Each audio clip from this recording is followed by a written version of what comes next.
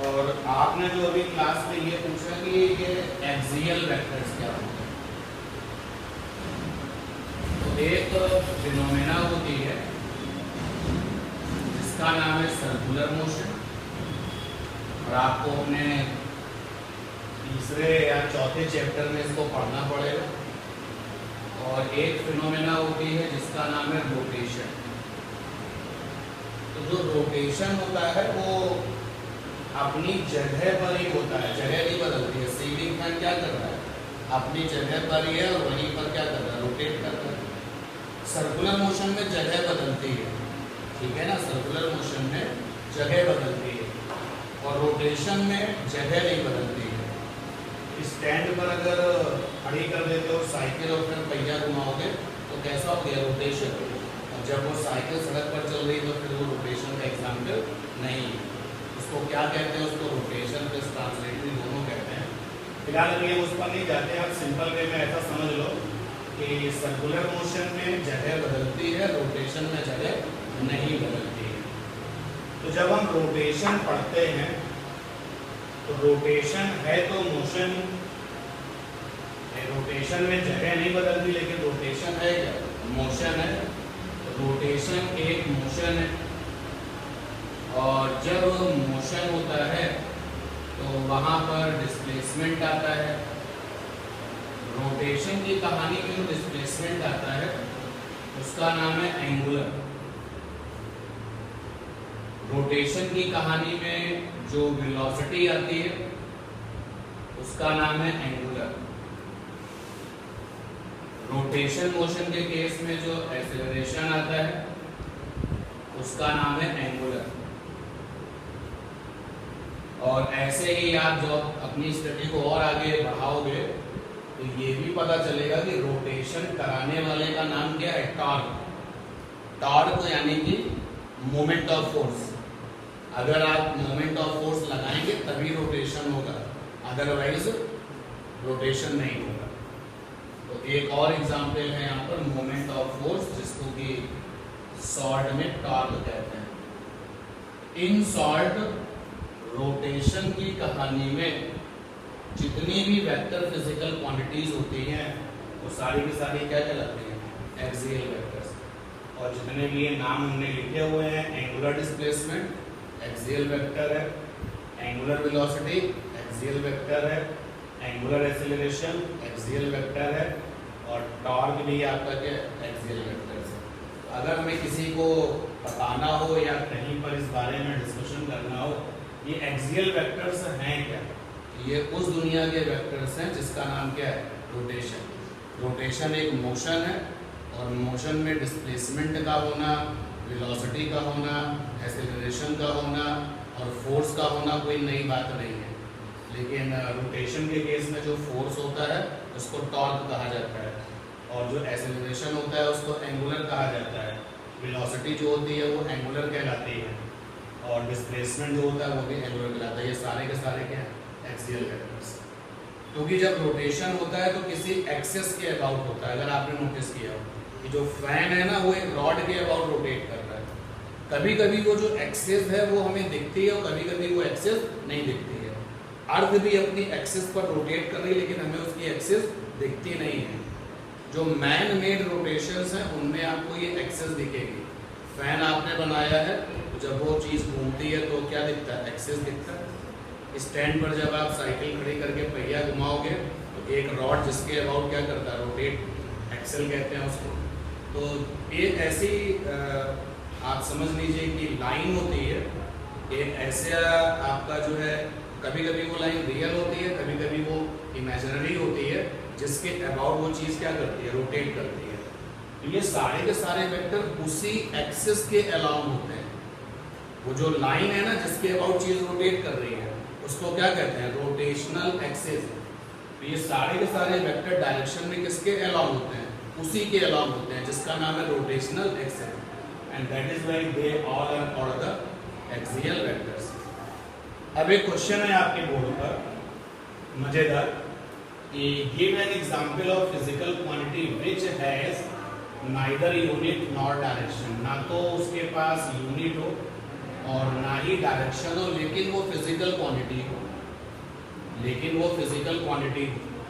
अगर आप इसको लिख रहे हैं तो इस तरीके से लिख सकते हैं, axial vectors are vectors which always directed along rotational axis. अगर आप इसको लिख ही रहे हैं तो पूरी बात तो ये हो, एक्सियल वेक्टर्स वो वेक्टर्स होते हैं जो हमेशा रोटेशनल एक्सिस के अलॉन्ग डायरेक्शन में रहते हैं, और ये सारे के सारे आपको कहाँ मिलेंगे, रोटेशंस की कहानी में मिलेंगे। तो we study these vectors in rotation, और आपके अपने 11th में रोटेशन चैप्टर है, मजेदार चैप्टर है, जब आप पहुंचोगे पढ़ोगे तो मजा आएगा। तो we study these vectors in rotation. अच्छा, रोटेशन में जरा क्या क्या है, ये सारे के सारे क्या है, एक्सियल वेक्टर्स, ठीक है, लिख लेना बात।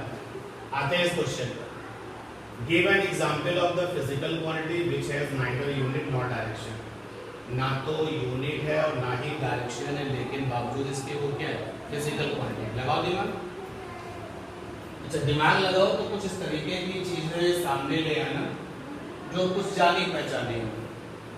देखो, जाना पहचाना रिफ्रैक्टिव इंडेक्स है कि नहीं, ये तो आप नहीं कह सकते हो कि रिफ्रैक्टिव इंडेक्स नहीं जानते, आप अपने 10th क्लास में भी जान चुके हो उसको।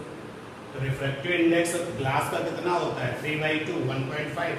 क्या इसका कोई यूनिट होता है? नहीं। क्या इसका कोई डायरेक्शन होता है? नहीं। और कोई क्या चीज? मैग्निफिकेशन। सही। एक फिजिकल क्वांटिटी होती है मैग्निफिकेशन, जो कि आप लेंसेज में पढ़ते थे, मिरर में पढ़ते थे, जिसमें हम लोग लिखते थे ऊपर साइज ऑफ इमेज, नीचे क्या लिखते थे, size of object, small M से लिखा करते थे। और कोई मतलब कोशिश करो कि जो एग्जाम्पल आप दो वो हो जो तुमने पहले 10th में अपनी प्रीवियस क्लास में पढ़े। स्पेसिफिक ग्रेविटी, जिसको कि हम लोग कहते थे रिलेटिव डेंसिटी। स्पेसिफिक ग्रेविटी, जिसको कि हम और क्या कहते हैं, रिलेटिव डेंसिटी। तो एक नाम और आ गया है स्पेसिफिक ग्रेविटी, इसका स्पेसिफिक ग्रेविटी का एक नाम और है रिलेटिव डेंसिटी। ये क्या होती है, ऊपर आप लिखो डेंसिटी किसी की भी हो, नीचे डेंसिटी किसकी लिखो, वाटर की। जैसे तुमने ऊपर डेंसिटी लिखी गोल्ड की और नीचे क्या लिखी, वाटर की, तो क्या बन गई, रिलेटिव डेंसिटी। ऊपर डेंसिटी किसी की भी और नीचे के लेकिन क्या रहती है, वाटर की, तो ये कहलाती है स्पेसिफिक ग्रेविटी। और ऐसे बहुत सारे हैं, क्वेश्चन का आंसर मिल चुका है। दूसरा है कि has direction but not a vector. ऐसे फिजिकल क्वांटिटी का एग्जांपल देना है जिसके पास डायरेक्शंस तो होती है लेकिन वो वेक्टर नहीं है। अभी कुछ ही दिनों पहले डिस्कशन चल रहा था करंट, कहा था ना करंट में डायरेक्शन होती है। कैसी होती है डायरेक्शन, प्लस से माइनस, प्लस से माइनस। कुछ लोग इसी को बोलते हैं हाई पोटेंशियल से लो पोटेंशियल, क्योंकि प्लस हमेशा कैसा होता है, हाई पोटेंशियल, और नेगेटिव हमेशा कैसा होता है, लो पोटेंशियल। तो करंट की जो डायरेक्शन होती है वो हाई पोटेंशियल से लो पोटेंशियल होती है, लेकिन बावजूद इसके करंट जो है वो वेक्टर नहीं है। और बताओ प्रेशर, प्रेशर में भी तो डायरेक्शन होती है, अंदर का प्रेशर इनवर्ड, बाहर का प्रेशर आउटवर्ड, लेकिन ये भी आपका वेक्टर नहीं है। कैन बी आइदर स्केलर और ए वेक्टर। एक ऐसी फिजिकल क्वांटिटी जो कि या तो स्केलर है या फिर क्या वेक्टर। ये तीसरा वाला जो आपका क्वेश्चन है बड़ा मजेदार, तो इसका जो आंसर है वो मैं ही बता देता हूं। इसको जरा देखो, एंगुलर डिस्प्लेसमेंट।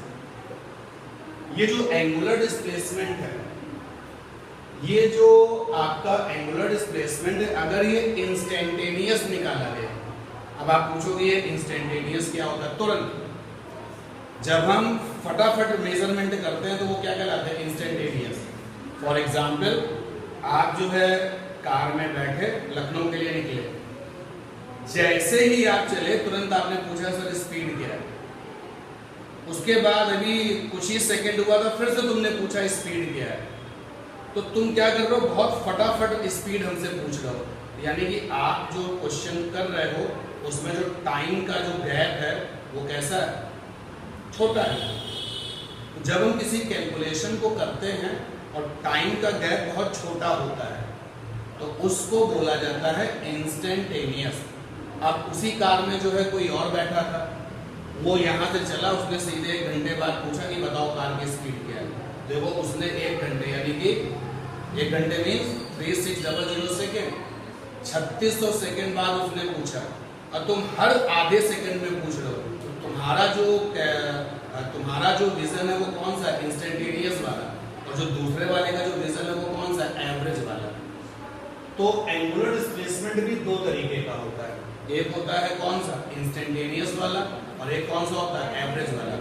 इंस्टेंटेनियस में टाइम बहुत छोटा होता है, कैलकुलेशन की जाती है, और एवरेज वाले में टाइम छोटा नहीं होता। तो आपको बता दिया जाए कि जो इंस्टेंटेनियस एंगुलर डिस्प्लेसमेंट है, इंस्टेंटेनियस एंगुलर डिस्प्लेसमेंट, बच्चों ये वेक्टर है, बड़े कमाल की है फिजिक्स। जो इंस्टेंटेनियस वाला जो एंगुलर डिस्प्लेसमेंट है वो कैसा है, वेक्टर है। लेकिन जो इंस्टेंटेनियस वाला एंगुलर डिस्प्लेसमेंट नहीं है उसको क्या कहते हैं, एवरेज। एवरेज वाला जो एंगुलर डिस्प्लेसमेंट है वो किसमें आता है, स्केलर। बाकी की डिटेल वही देखेंगे जब हम लोग इस चैप्टर को पढ़ रहे होंगे। अभी तो मुझे इस क्वेश्चन का आंसर देना था कि भाई ऐसी कौन सी फिजिकल क्वांटिटी है जो या तो स्केलर है और या फिर वेक्टर है। एक नाम तो हमने आपको बता दिया, कोई और भी अगर नाम है तो आप जरा बताना मुझे। यहाँ सर एक चीज और भी मिली है जो कि कभी तो स्केलर और कभी कैसी है, वेक्टर। अब आते हैं इस 4th नंबर पर, ये भी बड़ा मजेदार क्वेश्चन। 4th नंबर, ना तो स्केलर हो ना ही क्या वेक्टर हो। तो इसके लिए तुम्हारे पास बहुत सारे एग्जाम्पल हैं। जो ना तो स्केलर होते हैं ना ही वेक्टर होते हैं वो क्या कहलाते हैं, टेंसर। क्या कहलाते हैं, टेंसर। तो एक नाम आप जो है याद रखो, moment of inertia. Moment of inertia, moment of inertia. अब ये क्या होता है, ये अपनी आगे की स्टडी में आप देखो।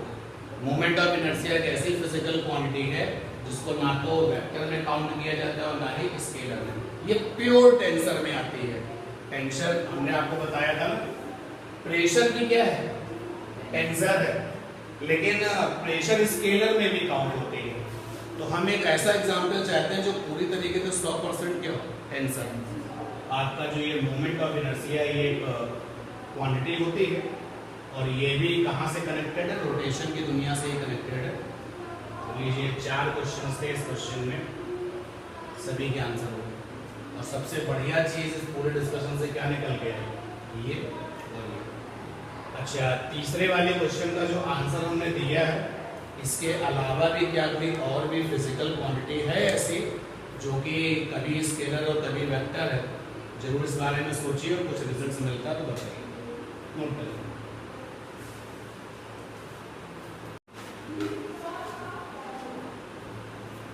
पूछा जा रहा है कि वेक्टर के पास कितने कंपोनेंट होते हैं। ये वेक्टर हैविंग, ये फिल इन द ब्लैंक्स, और यहाँ पे लिखा है कंपोनेंट्स। इस फिल इन द ब्लैंक्स में आप क्या भरोगे, किसी वेक्टर के पास में कितने कंपोनेंट्स होते हैं, बोलो। इनफाइनाइट। किसी भी वेक्टर्स के पास में इनफाइनाइट कंपोनेंट्स होते हैं या इनफाइनाइट कंपोनेंट्स हम उसके कर सकते हैं, ठीक। दूसरा क्वेश्चन है, ए वेक्टर अंडर सीसीएस। सीसीएस का फुल फॉर्म पता है, कार्टेशियन कोऑर्डिनेट सिस्टम, जहाँ पर हमको एक्स एक्सिस देखने को मिलता है, वाई एक्सिस भी देखने को मिलता है और जेड एक्सिस भी देखने को मिलता है। A vector under CCS having and fill in the blanks और आगे components। आगे सब fill in the blanks में क्या fill किया गया है, 3 sure। केवल 3 components होते हैं इसमें। एक होता है along the x axis, दूसरा होता है along the y axis और तीसरा होता है along the z axis। तीसरा है आपके लिए कह रहा राइट ए गिवन वेक्टर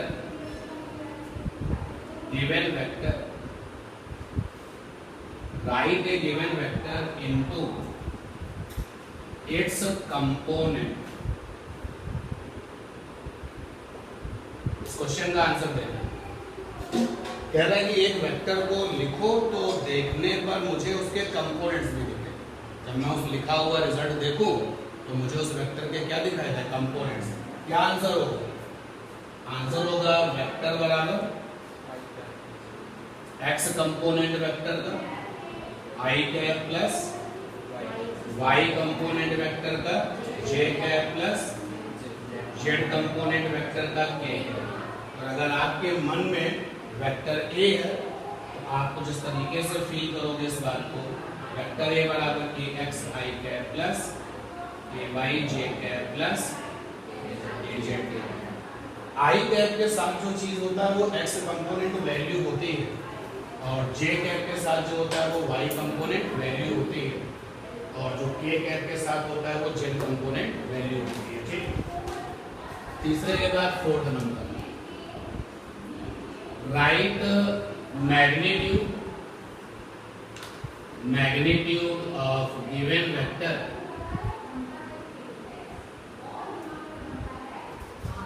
इन कंपोनेंट फॉर्म। एक वेक्टर कंपोनेंट के फॉर्म में लिखा हुआ है, कंपोनेंट की शक्ल में वो लिखा हुआ है, आपको उसका मैग्नीट्यूड चाहिए। क्या आंसर होगा? मैग्नीट्यूड बराबर होगा मैग्नीट्यूड ऑफ वेक्टर बराबर होगा अंडर ब्रैकेट पर स्क्वायर और ब्रैकेट पर स्क्वायर। तो पहले वाले ब्रैकेट में क्या लिखेंगे? ax, दूसरे वाले ब्रैकेट में क्या लिखेंगे? तीसरे वाले ब्रैकेट में क्या लिखेंगे? अच्छा, कोई इस तरीके से सोच रहा है कि पहले वाले ब्रैकेट में लिखेंगे कोएफिशिएंट ऑफ आई कैप और दूसरे वाले ब्रैकेट में लिखेंगे जे कैप का साथी और तीसरे वाले ब्रैकेट में लिखेंगे के कैप का साथी। तो क्या ये गलत तरीका है? ये भी तो सही है ना। चाहे आप ये बोलो ये जे कैप का साथी या फिर ये बोलो coefficient of J cap, coefficient of के कैप या फिर कोएफिशिएंट ऑफ आई कैप। ठीक है ना? क्लियर है ये बात? श्योर। अब आप देखिए असाइनमेंट का एक क्वेश्चन है आपका, आई थिंक लेवल 2 में होगा।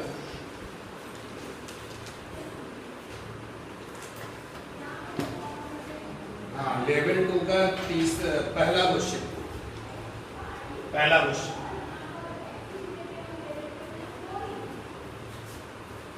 मैं पढ़ रहा हूं क्वेश्चन पहला। कह रहा है कि 0.4 I cap plus 0.8 J cap plus C K cap represent a unit vector when C is, और फिर ऑप्शन दिए हैं। क्वेश्चन में एक वेक्टर है जिसकी सेहत कुछ ऐसे है, 0.4 I cap plus 0.8 J cap plus C K cap. कह रहा है कि ये जो वेक्टर है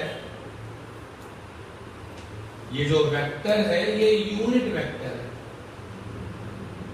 वेक्टर है तो सी की वैल्यू क्या होगी? तो भाई ये तो कंफर्म है कि अगर आई जे के में कोई लिखा हुआ है तो वो वेक्टर ही होगा, लेकिन उनका ये दावा है कि ये कौन सा वेक्टर है? यूनिट वेक्टर है। तो यूनिट वेक्टर की जो डेफिनेशन है वो क्या होती है? इसका जो मैग्नीट्यूड है वो क्या होता है? 1। यानी कि अगर हम इसका मैग्नीट्यूड निकालें तो बराबर किसके होना चाहिए? 1। तो देखो आई जे के में एक वेक्टर लिखा है, आपको इसका मैग्नीट्यूड चाहिए। आप मैग्नीट्यूड के लिए 4 नंबर वाला फंडा लगाओगे, अंडर रूट आई कैप के साथ क्या है? 0.4 स्क्वायर, जे कैप के साथ क्या है? 0.8 स्क्वायर और के कैप के साथ क्या है? सी का स्क्वायर। क्योंकि जब क्वेश्चन ये कह चुका है कि ये यूनिट वेक्टर है तो मैग्नीट्यूड की जगह पे क्या लिखना पड़ेगा? 1। और ये आ गया अंडर रूट 0.16 प्लस 0.64 और प्लस का सी स्क्वायर। दोनों तरफ का स्क्वायर कर दो, अंडर रूट हट जाएगा। 1 का स्क्वायर करोगे 1 होगा, ये दोनों लोग मिलकर कितना हो जाएंगे? 0.80 देख लो, यहां पर आ गया 1 minus 0.0 is equal to C square. ये कितना आ जाएगा 0.20 सी स्क्वायर, तो C square is equal to 0.20, C बराबर हो गया अंडर रूट 0.20। ऑप्शन देखकर बताइए कौन सा ऑप्शन? बी। दूसरा ऑप्शन है, सी की वैल्यू पूछी गई थी, बी है कि नहीं? क्या ये क्वेश्चन क्लियर हुआ कि नहीं? Yes sir. ये सेकंड ऑप्शन है, ठीक है। अच्छा एक चीज और सुन लीजिए कि अगर 2 या 2 से ज्यादा वेक्टर्स आईजे के में लिखे हो, जैसे ये देखो, ध्यान दो, अगर सेम नेचर के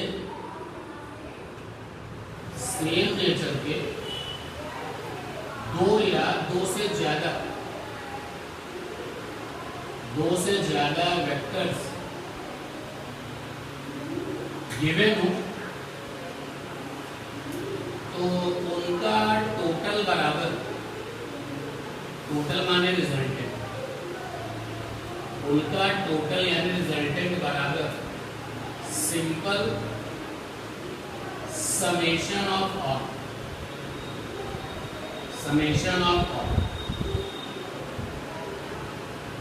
जो ये लिखा गया है उस पर ध्यान दें, सेम नेचर। तो ये तो तुम मानोगे कि जुड़ने का काम जो है वो सेम नेचर में होता है। क्या लेंथ कभी मास के साथ जुड़ती है? कभी नहीं जोड़ा होगा।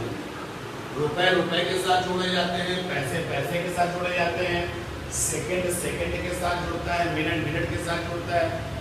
तो जो जोड़ने और घटाने वाला जो काम होता है वो हमेशा सेम नेचर में होता है। तो अगर हमारे पास में, मैं इसके सपोर्ट में क्वेश्चन आपके सामने रख रहा हूँ, ये देखिए, हमारे पास में फोर्सेस हैं और F1 फोर्स है 3i cap minus 2j cap plus 6k cap, और F2 फोर्स है 9i cap plus 4j cap plus 10k cap, और F3 फोर्स है i cap minus 6j cap plus का 8k कैप। तो ये 3 फोर्सेस क्वेश्चन में दिए हैं और आपसे पूछा गया है कि भाई टोटल फोर्स बताओ। अब जरा इस बात को जो मैंने लिखी है उसको पढ़ो और इस क्वेश्चन को देखो। क्या यहाँ पर सेम नेचर के 2 या 2 से ज्यादा फोर्सेस हैं? क्या यहाँ पर सेम नेचर के 2 या 2 से ज्यादा वेक्टर्स हैं? तो यहाँ पर 3 वेक्टर्स हैं और तीनों का नाम क्या है? फोर्स।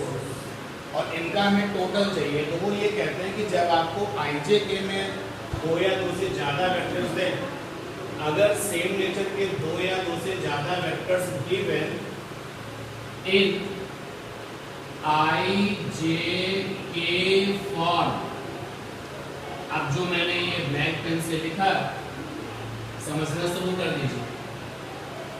आईजे के की शकल में अगर हमको 2 या 2 से ज्यादा वेक्टर सेम नेचर के मिलते हैं तो उनका टोटल यानी रिजल्टेंट बराबर सिंपल समेशन ऑफ ऑल।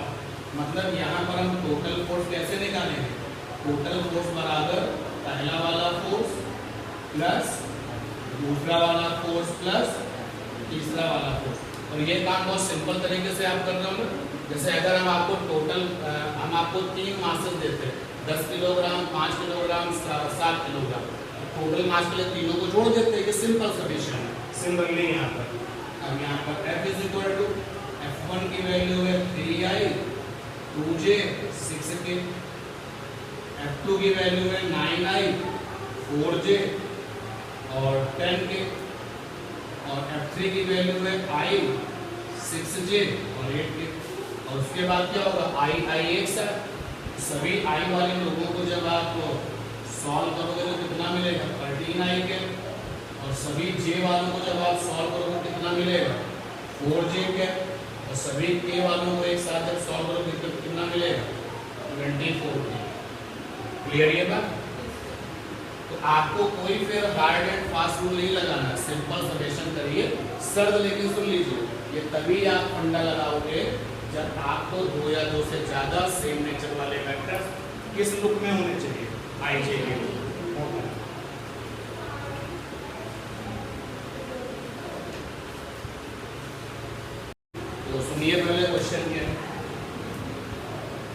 ये 3 वेक्टर्स हैं, 3 vectors fitted in A triangle. एक ट्राइंगल है और उस ट्राइंगल में हमने ये देखा 3 वेक्टर फिट हो गया। सपोज कर लो कि मेरे पास में ये ट्राइंगल है, ये मेरे पास में ट्राइंगल है, और आप सब लोगों के पास में वेक्टर्स हैं। तो हमने इनका वाला वेक्टर उठाया, वेक्टर के पास याद रखो लेंथ होती है, तो हमने इनका वाला वेक्टर उठाया, ट्राइंगल में फिट करने की कोशिश की, नहीं हुआ। तो ऐसे मुझे 3 वेक्टर तो मिल ही जाएंगे ना जो ट्राइंगल में फिट हो जाए। इतने सारे जब हैं वेक्टर्स में क्या होती है, लेंथ होती है। तो भाई यहाँ पर ट्राइंगल के पास में भी 3 साइड है जिनमें लेंथ है, तो यहाँ पर कौन से वेक्टर फिट हो पाएंगे, जिनकी लेंथ इनकी साइड से क्या कर जाएगी, मैच कर जाएगी। तो क्वेश्चन यहाँ पर ये है कि 3 वेक्टर्स है, चलो उनके कुछ नाम ले लेते हैं। उनके नाम है A, B एंड C, और ये फिटेड है। तो 3 vectors A, B and C fitted in triangle with same order, with same order. Now check the situation. Same order class में कौन बताया? क्योंकि जब हम लोग सेम ऑर्डर का मतलब क्या होता है, हेड टेल कॉम्बिनेशन याद रखना। जो हेड और टेल, फिर हेड और टेल, फिर हेड और टेल, ये जो सिलसिला चलता है ना, इसको बोलते हैं सेम ऑर्डर। तो 3 vectors A, B and C fitted in a triangle with same order, then तो ऐसे तीनों वेक्टर्स का रिजल्टेंट 0 होता है। निकालने की जरूरत नहीं है, फर्दर फ्यूचर में कभी निकालने की जरूरत नहीं है। अगर आप ये देखते हैं कि किसी ट्राइंगल में 3 वेक्टर सेम ऑर्डर में फिट हो गए, तो इन ऐसे तीनों वेक्टर्स का जब हम टोटल निकालते हैं तो हमेशा क्या आता है, 0। मैं आपको ये प्रूव करके दिखाने वाला हूँ यहाँ पर, लेकिन फ्यूचर में अगर आपसे इस तरीके का क्वेश्चन मिलता है तो आप सीधे बताओगे रिजल्ट क्या होगा, 0। प्रूफ कहता है कि नहीं, एक्सप्लेन करके बताओ, तो एक्सप्लेन कर देना। तो देन के बाद यहाँ क्या लिखना, resultant of all 3 vectors will be always be, ऐसे तीनों वेक्टर्स का रिजल्टेंट हमेशा 0 होता है। कभी भी ऐसा नहीं होता कि 0 ना हो, हमेशा ही 0 होगा। लेकिन शर्त सुन लीजिएगा, कंडीशन सुन लीजिएगा, आपके पास में वेक्टर 3 होने चाहिए, आपके पास में वो तीनों वेक्टर सेम ऑर्डर में होने चाहिए, और किसमें फिट होने चाहिए, ट्राइंगल में फिट होने चाहिए। तो चलिए बारी है इस पूरी बात को एक्सप्लेन करने की। एक तरीके से ये इंपॉर्टेंट क्वेश्चन है जिसको कि हम एक्सप्लेन करने जा रहे हैं। तो हमने भाई ये वाला वेक्टर उठाया, लंबाई में रहा होगा, दिख नहीं रहा लेकिन अंडरस्टूड है कि ए वेक्टर की कुछ ना कुछ लंबाई रही होगी, और बी वेक्टर की भी कुछ ना कुछ लंबाई रही होगी, और सी वेक्टर की भी कुछ ना कुछ लंबाई रही होगी। तो हमने ये देखा कि जो ए वाला वेक्टर था वो यहाँ पे जाके फिट हो गया, इस वाली साइड में ए वाला वेक्टर फिट हो गया। फिर हमने बी वाला वेक्टर देखा, बी वाला वेक्टर यहाँ फिट नहीं हुआ, लेकिन हमने यहाँ ट्राई किया तो फिट हो गया। ये तो पक्का है कि तीनों को फिट होना ही है। तो बी वाला वेक्टर यहाँ पर फिट हो गया, सेम ऑर्डर का ध्यान दिया ना भैया, हेड और टेल मिल गया, हेड और टेल मिल गया। अब बचा तीसरा वेक्टर यहाँ पर फिट हो गया, ये तीसरा वेक्टर है। देखो सब हेड और टेल में जुड़ गया ना, यानी सबकी ऑर्डर कैसी है, सेम। तो ऐसी सिचुएशन में इन तीनों वेक्टर्स का जो रिजल्टेंट है वो 0 होता है। ये बात हमेशा के लिए सही है, मैं प्रूव करने वाला हूँ। अब इसको प्रूव करने के लिए हम लॉ ऑफ ट्रायंगल लगाएंगे। लॉ ऑफ ट्रायंगल क्या था, एनीवन कौन बताएगा law of triangle? Law of triangle क्या था? लॉ ऑफ ट्राइंगल कौन बताएगा? लॉ ऑफ ट्राइंगल क्या था?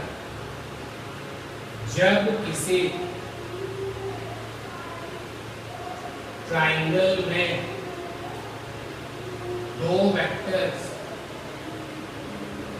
सेम ऑर्डर के साथ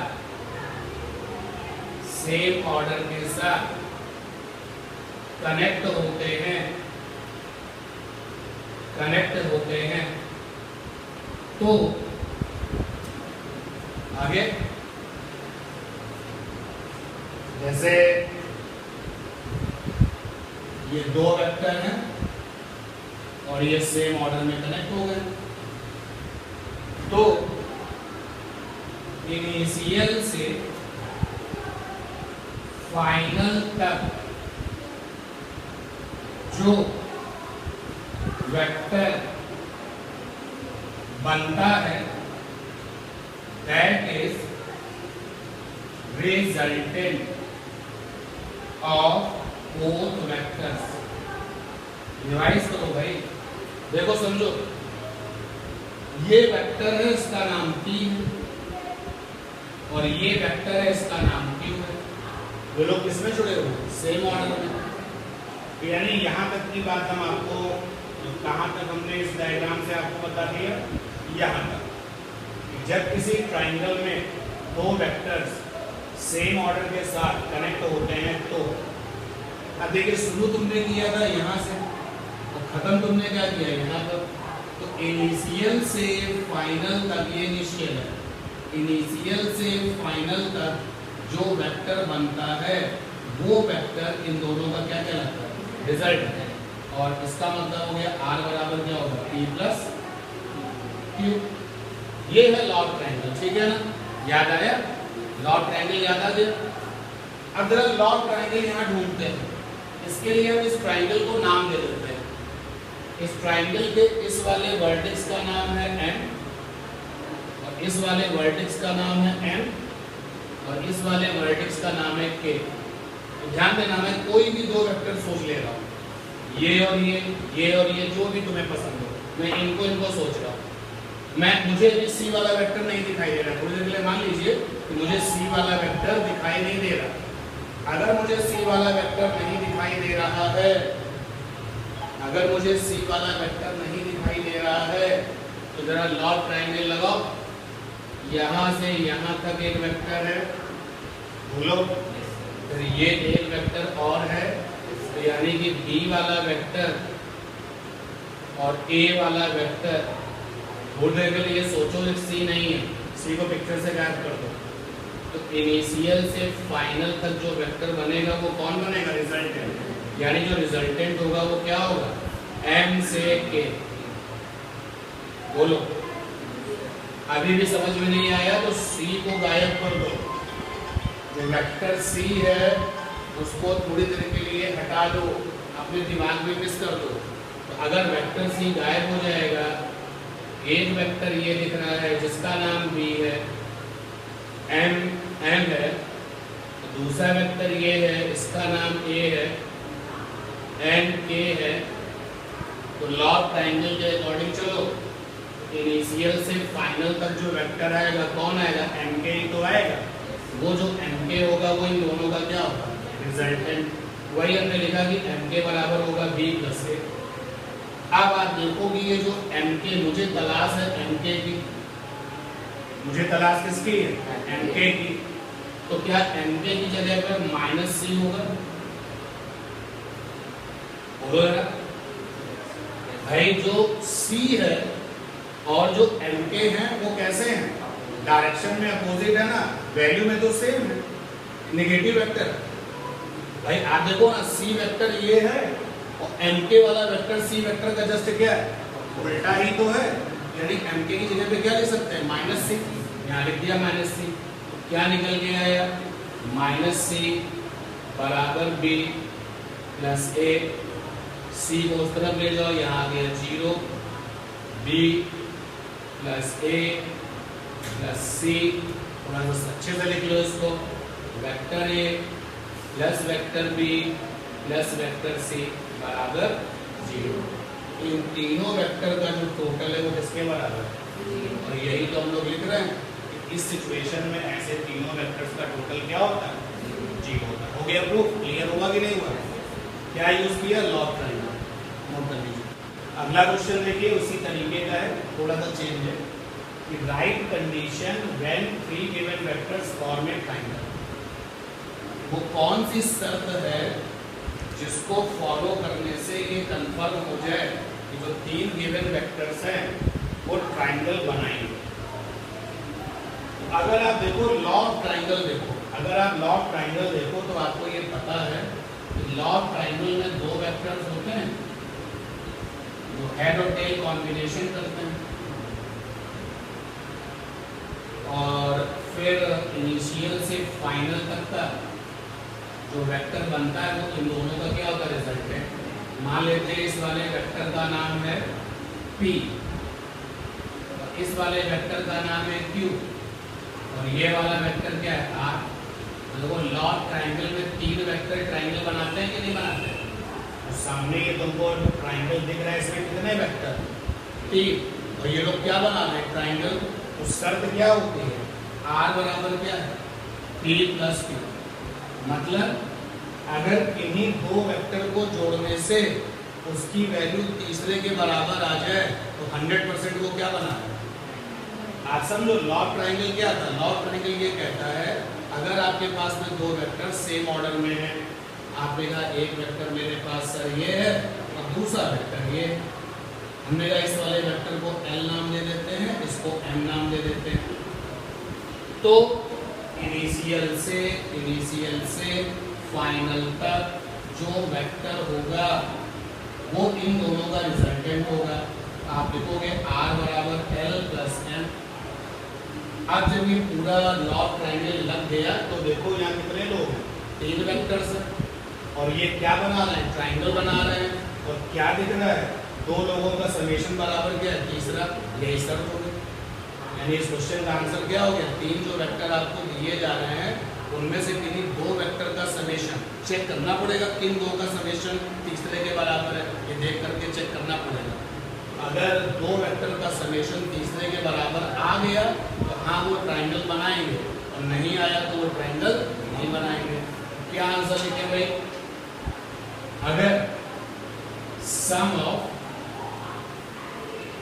एनी 2 वेक्टर्स, अब वो कौन से 2 वेक्टर है वो चेक करना पड़ेगा, जोड़ जोड़ के देखना पड़ेगा। If sum of any 2 vectors बराबर थर्ड वेक्टर, या ऐसे लिखे बराबर रिमेनिंग वेक्टर्स, 3 में से जिन 2 का समेशन तीसरे के बराबर है। If sum of any 2 vectors बराबर remaining vectors then triangle form, otherwise triangle not form. Clear?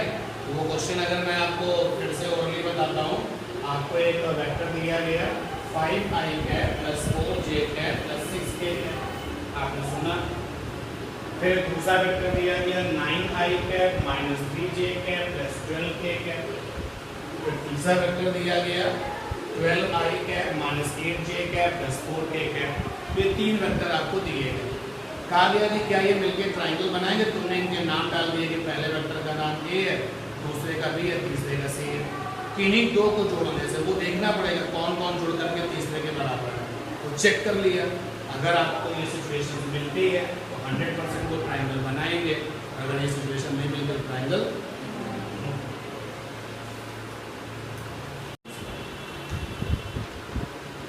Working situation ये है कि एक वेक्टर है, ए वेक्टर इज अंडर CCS।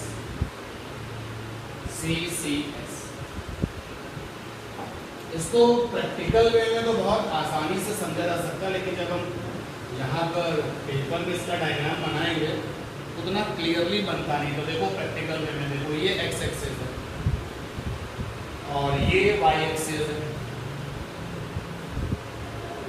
और ये z एक्सिस है, ये z एक्सिस है। ठीक है, एक वेक्टर CCS में आके फंस गया लाइक दिस, ये वेक्टर है। बहुत ध्यान से आप देखो, जो ये वेक्टर है क्या वो एक्स एक्सिस से एंगल बना रहा है? बोलो। और वाई एक्सिस के साथ भी एंगल बना रहा है और जेड एक्सिस के साथ भी एंगल बना रहा है, पक्का ना? तो अगर कोई वेक्टर सीसीएस में फंस जाता है और वो एक्स एक्सिस के साथ, वाई एक्सिस के साथ और जेड एक्सिस के साथ एंगल बनाता है, a vector is under CCS form angles alpha from x axis, यानी थीटा लेने की परमिशन नहीं है, अल्फा ही लिया जाएगा। बीटा एंगल बनाया है फ्रॉम वाई एक्सिस, कुछ और नहीं सोचेंगे, बीटा ही आपको भी लेना पड़ेगा। और गामा एंगल बनाया गया है फ्रॉम जेड एक्सिस। अगर किसी वेक्टर ने सीसीएस में जाने के बाद अल्फा एंगल बनाया है एक्स एक्सिस के साथ, बीटा बनाया है वाई के साथ, गामा बनाया है जेड के साथ, आपको ये नाम बदलने की परमिशन नहीं है। आप ये मत सोचना कि सर हमारा नाम थीटा लिखने का तो लिख देने, जो लिखा गया उसी के साथ अपने आप को जो है कंटिन्यू करना। तो इस अल्फा पे कॉस लगा दो तो क्या बन जाएगा? Cos alpha. बीटा पे लगा दो कॉस तो क्या बन जाएगा? Cos beta. और गामा पे लगा दो कॉस तो क्या बन जाएगा? Cos gamma. ये जो cos alpha, cos beta, cos gamma, इनको कहा जाता है डायरेक्शन कोसाइन। अगर एग्जाम में आपको डायरेक्शन कोसाइन डिफाइन करने को आता है तो आप डिफाइन इस तरीके से करोगे। A vector is under CCS form angle alpha with x axis, beta with y axis and gamma with z axis. Then the cos alpha, cos beta, cos gamma और डायरेक्शन कोसाइन। ठीक है, तो यानी कि हमने आपको क्या डिफाइन करके दे दिया? Direction cosine. और इनको लिखने का जो तरीका है cos alpha, cos beta, cos gamma. और एक तरीका और भी है, कुछ किताबों ने cos अल्फा को L से लिखा है, cos बीटा को M से लिखा है और cos गामा को N से लिखा है। कुछ बुक्स ने ऐसा भी लिखा है। उन्होंने cos अल्फा को क्या दिया है? स्मॉल l, cos बीटा के लिए सिंबल दिया है स्मॉल m और cos गामा के लिए सिंबल क्या दिया है? Small m। ठीक है, आप ध्यान दें कि डायरेक्शन कोसाइन निकालेंगे कैसे। डेफिनेशन तो आ चुकी है। How we calculate direction cosine? How we calculate direction cosine? Direction cosine निकाला कैसे जाएगा, यानी cos अल्फा कैसे निकलेगा? सुनो क्या कंसेप्ट है और क्यों है वो भी बताऊंगा। cos अल्फा बराबर होता है वेक्टर का x component value of vector और अपॉन में होगा modulus of vector. Modulus of vector cos alpha निकालने का तरीका ही है। cos बीटा कैसे निकलेगा? y component value of vector upon modulus of vector. cos gamma कैसे निकलेगा? z component value of vector upon modulus of vector. ऐसे निकलेगा, यानी न्यूमेरिकल के लिए बिल्कुल फिट फंडा है ये क्वेश्चन भी करके दिखाते हैं, मैं इनको प्रूव करके दिखाऊंगा। जैसे मान लीजिए कि vector A 3i cap 4j cap plus 2k cap और पूछा गया find direction cosine. Direction cosine निकाल। डायरेक्शन कोसाइन निकालने का जो फंडा है वो लिखा हुआ है। देखो फंडे में नीचे मॉडुलस ऑफ वेक्टर आ रहा है और x कंपोनेंट मुझे दिखाई देता है, i के साथ वाला क्या होता है? x कंपोनेंट जे के साथ वाला क्या होता है वाई कंपोनेंट और के साथ वाला जेड। मॉडुलस निकालने पहले तो भाई मॉडुलस ऑफ वेक्टर है अंडर रूट आई के साथ वाली वैल्यू स्क्वायर जे के साथ वाली वैल्यू कितनी -4 है।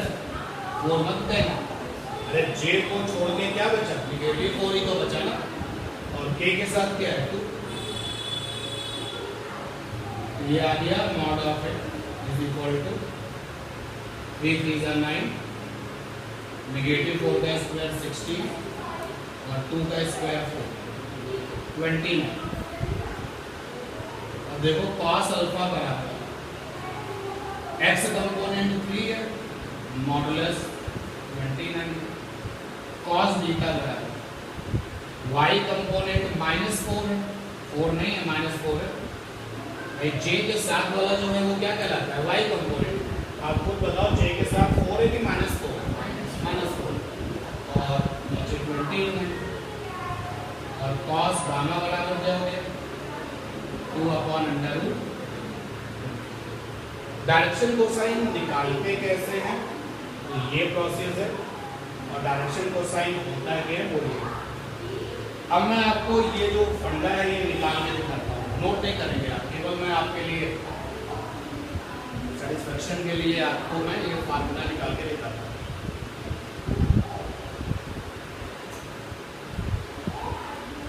तो पहले हम एक वेक्टर ले लें जिसको सीसीएस में फंसा दें।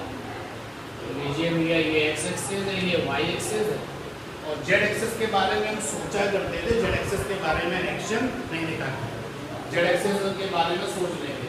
अभी हमारा काम एक्स और वाई से चल जाएगा। तो भाई ये एक वेक्टर है, इस वेक्टर का नाम है ए। तो मुझे जो इंफॉर्मेशन है प्रीवियस, ये जो है वेक्टर ए का एक्स कंपोनेंट होगा नहीं होगा, और इधर क्या आएगा वेक्टर का वाई कंपोनेंट होगा, ठीक है। और आपने क्या कहा है कि वेक्टर एक्स के साथ कितना एंगल बनाएगा अल्फा, यहाँ मैंने ले लिया अल्फा एक्स के साथ, और वाई के साथ क्या बनाएगा बीटा। अगर मैं इसमें इस पूरी ज्योमेट्री का कुछ नाम दे दूं, ये O है, ये M है, ये N है, ये K है। चलो भाई cos अल्फा निकालो, cos अल्फा बराबर OM अपॉन में ON आएगा। तो OM क्या है x कंपोनेंट वैल्यू, तो ON क्या है वेक्टर की वैल्यू। यार ON माने क्या वेक्टर की लंबाई, और वेक्टर का नाम है a, तो मॉड ऑफ a कहलाएगा ना। देखो cos अल्फा बराबर क्या हुआ, ऊपर क्या है x कंपोनेंट, नीचे क्या है मॉडुलस, वेक्टर का मॉडुलस। चलो जरा cos बीटा निकालो, cos बीटा में आप आओगे ओके अपॉन में क्या आएगा ON, and what is okay, okay is y component value, and ON हो गया। सिमिलरली आप जेड एक्सिस के लिए भी बात कर सकते हैं। इस तरीके से आपने सीखा कि cos alpha, cos beta, cos gamma कैसे निकलेगा, ठीक है ना। पहला क्वेश्चन डायरेक्शन कोसाइन डिफाइन करो, डिफाइन कर ले। डायरेक्शन कोसाइन निकालेंगे कैसे, ये सीखने की चीज़ है, मैंने आपको बता दिया ऐसे निकालते हैं, कैसे आता है वो भी बता दिया, ठीक है ना। उसको नोट नहीं करो, हर चीज़ अगर आप फिजिक्स में नोट करोगे तो सही चीज़ नहीं है। जब भूल जाना तो फिर से ये क्लास देख लेना, याद आ जाएगी ना, क्यों भाई। अब चलते हैं अगले क्वेश्चन, क्लास का आखिरी क्वेश्चन, आज की क्लास का लास्ट क्वेश्चन। कहते हैं कि डायरेक्शन कोसाइन का स्क्वायर करके अगर उनको जोड़ा जाए तो 1 के बराबर आएगा। क्या प्रूफ करना है, डायरेक्शन कोसाइन का स्क्वायर करें फिर उनको जोड़ दें तो बराबर किसके आएगा 1। चलो डायरेक्शन कोसाइन का स्क्वायर यानी कि cos square alpha plus cos square beta plus cos square gamma बराबर 1, ये हमको प्रूव करना है। अच्छा, जिन बुक्स में cos alpha, cos beta, cos gamma को L, M, N से लिखा गया होगा उनके यहाँ पे क्वेश्चन होगा एल स्क्वायर एम स्क्वायर बराबर, ये मुझे प्रूफ करना है। ठीक है, क्लियर? देखो इसको प्रूफ करते हैं, और इस प्रूफ में हमने एक वेक्टर चुना ए, जिसकी की सेहत ऐसी है ए एक्स आई कैप, ए वाई जे कैप और ए जेड के। मुझे इस वेक्टर का मॉड बता दो कितना होगा। अंडर रूट आई के साथ वाली वैल्यू का स्क्वायर, जे के साथ वाली वैल्यू का स्क्वायर, के साथ वाली वैल्यू का स्क्वायर। मॉड ऑफ ए को हम ऐसे भी लिख सकते हैं, लिख सकते हैं ना, दोनों तरफ का स्क्वायर कर दिया, स्क्वायर किया तो आ गया ए स्क्वायर, इधर से रूट हट गया, ए एक्स स्क्वायर प्लस ए वाई स्क्वायर प्लस ए जेड स्क्वायर। ठीक है, अब मैंने एलएचएस ले लिया। एलएचएस है cos square alpha plus cos square beta plus cos square gamma. अब वो cos अल्फा बराबर होता है x component upon modulus of vector. बच्चों cos अल्फा की जगह पे क्या लिखूंगा, ax upon a whole square. x component क्या है ax, तो वेक्टर का मॉडुलस क्या है a। ऐसे लिखना है तो ऐसे भी लिख सकते हो।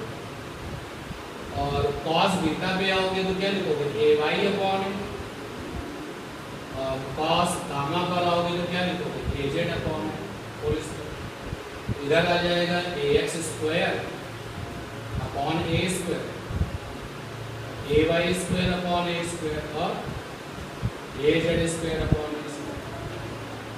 ठीक है, और आगे बढ़ोगे तो ऊपर आएगा ए एक्स स्क्वायर प्लस ए वाई स्क्वायर प्लस ए जेड स्क्वायर, नीचे क्या है ए square.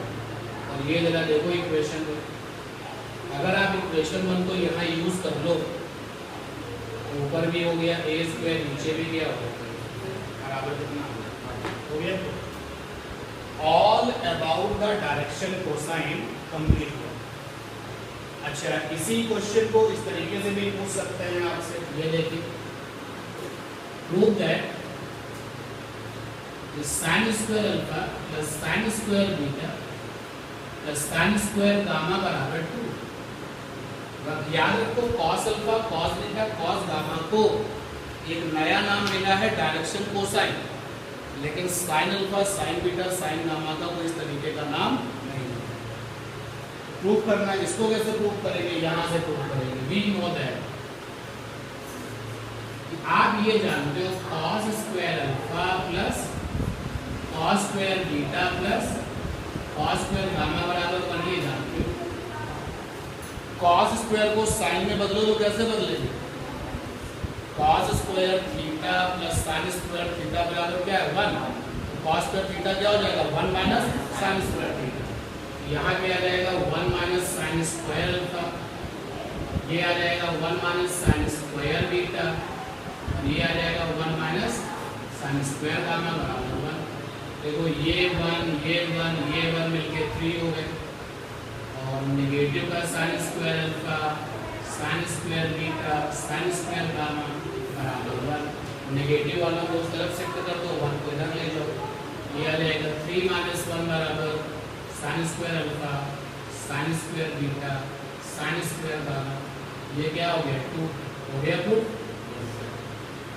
All about the direction cosine complete हो गया।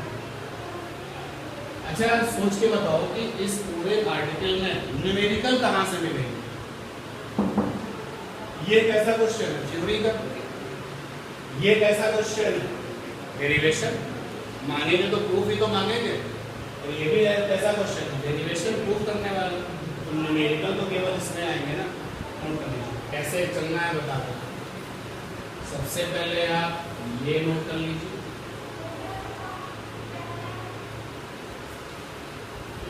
सबसे पहले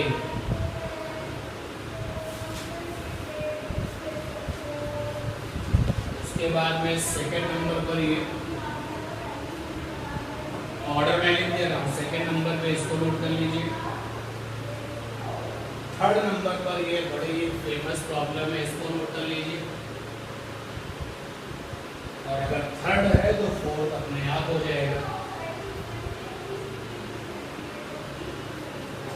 all about of the direction cosines complete